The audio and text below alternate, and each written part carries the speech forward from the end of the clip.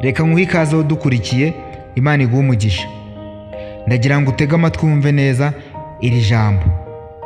Mu Byahishuwe 13 ku murongo wa 11 haranditse ngo, nuko mbona indi nyamaswa iturutse mu butaka ifite amahembe abiri nk'ay'umwana w'intama ariko ivuga nk'ikirura. Ibi byanditswe mu Byahishuwe 13 ku murongo wa 11. Nuko handitse. Kandi nabasezeranyije ko muri ino minsi ngiye kuzambagezaho ijambo ry'Imana riboneka mu Byahishuwe, kuko Ibyahishuwe nicyo gitabo kitugaragariza ukuntu isi izarangira n'imeruka ukuntu izaba. Niyo mpamvu twiyemeje kuzadusoma mu Byahishuwe tukabisesengura, tukareba ibyanditsemo, tukagerageza kubihuza n'ibiri kuba. Koko se ko bavuga ko ubuhanuzi buri kugenda busohora, ibintu byavuzwe mu Byahishuwe biri gusohora?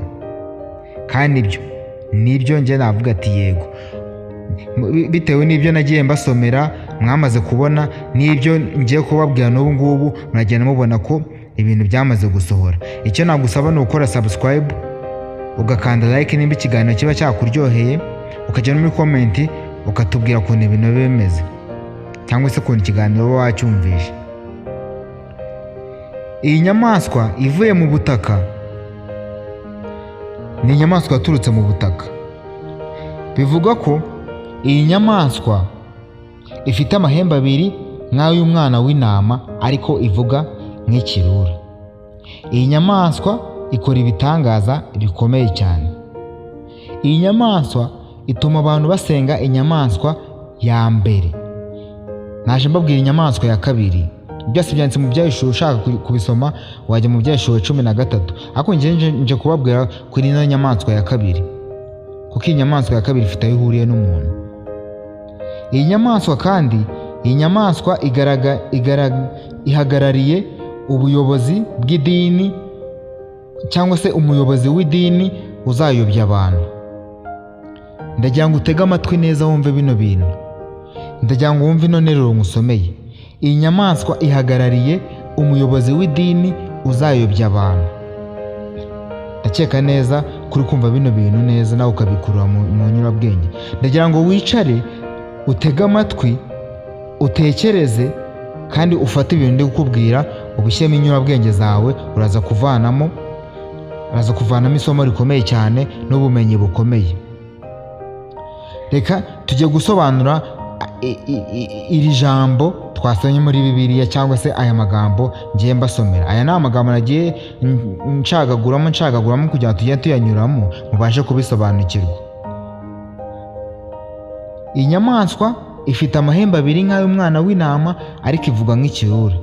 Aya mahembe abiri asobanura ko, cyangwa se ashobora guhagararira ubuyobozi bubiri butandukanye: ubuyobozi bw'ubutegetsi bwa politiki cyangwa se ubw'idini. Ndagira ngo wumve neza kino kintu. Aya mahembe abiri ashobora guhagararira ubuyobozi bubiri butandukanye, nk'ubw'ubutegetsi bwa politiki cyangwa se ubw'idini. Noneho kuba ifite ishusho nk'iy'intama bivuze ko igaragara nk'aho ari nziza, cyangwa se ari inyamahoro. Ariko kuba ivuga nk'ikirura bivuze ko irimbura kandi iyobya abantu. Ndagira ngo wumve bino ijambo neza ku rindi, utege amatwi wumve ko ubu ni ubutumwa bukomeye, ubu ni ubuhanuzi bukomeye kandi bwarasohoye. Nuko tutajya tubyita ku bwarasohoye. Kuba ifite ishusho nk'iy'intama bivuze ko igaragara neza, igaragara nk'inyamahoro. Ariko kuba ivuga nk'ikirura bivuze ko irimbura kandi ikayobya. Noneho iyi nyamaswa ifite ububasha bungana iki? Iyi nyamaswa ifite ububasha bungana iki? Iyi nyamaswa ifite ububasha bwo gutegeka isi yose. Iyi nyamaswa ifite ububasha bwo gutegeka isi yose. Iyi nyamaswa ikorana na ya nyamaswa ya mbere. Ubwo ya nyamaswa ya mbere niyo iyiha imbaraga. Iyi nyamaswa ya mbere ushatse wayigereranya na Satani. Ituma abantu basenga inyamaswa ya mbere. Ni ukuvuga ngo iyi nyamaswa ndi kubabwira ituma abantu basenga inyamaswa ya mbere. Kandi twabonye ko iyi nyamaswa igereranywa n'ubutegetsi bwa politiki cyangwa se ubutegetsi bw'idini, umuyobozi w'idini, ni ukuvuga ngo ni umuntu. Kandi ikindi kintu mwamenya, kuba iyi nyamaswa yaraturutse mu butaka, ni ukuvuga ngo nayo, kandi tuzi ko twese twaremwe mu butaka nyine, buri muntu wese yaremwe mu butaka. Ni ukuvuga ngo iyi nyamaswa ni umuntu baba bari kuvuga. Ubwo nuko katuvuga ahari inyamaswa tuhashyira umuntu. Iyi nyamaswa ituma abantu basenga, nako uyu muntu atuma abantu basenga ya nyamaswa ya mbere. Kandi uyu muntu cyangwa se iyi nyamaswa ikora ibitangaza ndetse igatera umuriro ugwa mu isi uturutse mu ijuru. Ni ukuvuga ngo ikora ibitangaza ku buryo ishobora no kumanura umuriro uturutse mu ijuru ikawumanura mu isi, ku buryo abantu bashobora kuyobywa n'ibyo bitangaza iri kugenda ikora, bakavuga ati iyi ni Imana cyangwa se ni Kristo twajyaga twumva, kuko twese tumuvuga tutaramubonesha amaso yacu. Ibi bitangaza bagenda akora bishobora kutuyobya tukamukurikira. Kandi koko Bibiliya yanatubwiye ko agaragara nk'umunyamahoro cyangwa se agaragara nk'umuntu mwiza, ariko akarimbura. Kandi uyu muntu cyangwa se iyi nyamaswa iha abantu imbaraga ku buryo abatemera kuyiramya bicwa. Ndagira ngo mwumve kino kintu neza. Iha abantu imbaraga, gusa abantu batemera kuyiramya baricwa. Ese dukurikize bino bintu tumaze kuvuga, hari umuntu wavuze, wenda ugendere kuko batubwiye, ngewe ni ibintu nagiye nsoma muri Bibiliya, batubwiye ngo bagereranywa, ishobora gusobanura ibintu bibiri: ubutegetsi cyangwa se umuyobozi wa politiki, ubwo ni umukuru w'idini cyangwa se wo muri politiki ukomeye kuri ino si, cyangwa se umuyobozi w'idini ukomeye kuri ino si. Hari umuntu muri bino byose twasomye, hari umuntu uri kuritukuza mu mutwe. Nicyo kintu ngira ngo njye nta muntu ndi buvuga ati njye ndi kumva uyu muntu ari uyu n'uyu, uyu muntu ari uyu n'uyu. Ndagira ngo uze kujya, numara kumwumva, ndagira ngo ujye muri komenti, nurangiza umbwire uwo muntu wumvishe ibi bintu bisa nkaho bivuga ngo ninde. Nicyo kintu nshaka ko dukora, ko turebe koko ibintu mbabwira mubisobanukirwa mubyumva.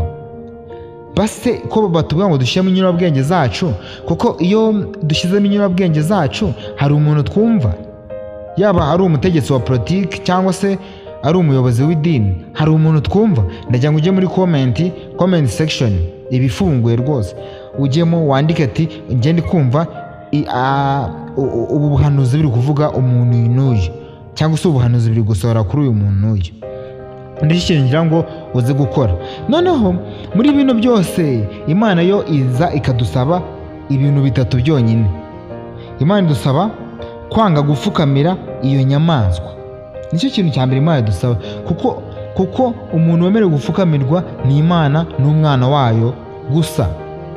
Naho abandi nta muntu wemerewe gupfukamira Imana ndetse n'uwo kwitangiye wakubambiwe.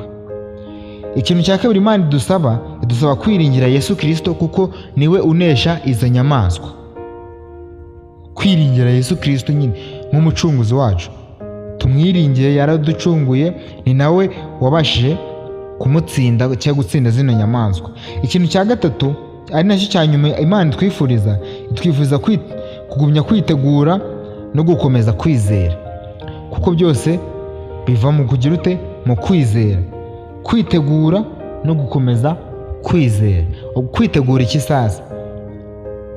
Ugomba guhora witeguye ko isaha n'isaha igira umukiza yagarukira gucungura abantu be, yasanga witeguye nyine ushikamye ku buryo wazajyana nawe. Ugakomeza noneho ukanizera. Nicyo kintu cya nyuma Imana idusaba cyangwa itwifuzaho.